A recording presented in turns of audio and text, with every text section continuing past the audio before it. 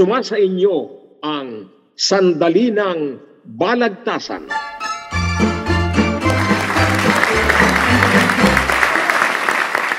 Dapat ba o hindi dapat na artista ay halal o senador na iboto sa darating na halalan? May senador na artistang parang bobong komedyante. Pagkat siya'y kalimitang di alam ang sinasabi.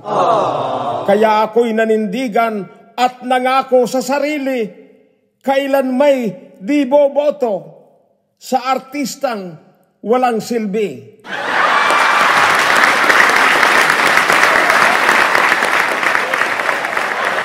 Huwag sabihin ang artista at komedyante walang silbi. Papel nila sa Kongreso at Senado ay malaki. Sa halip na mga bagot at antukin ng marami, ay alerto sila't gising, katatawa sa comedy.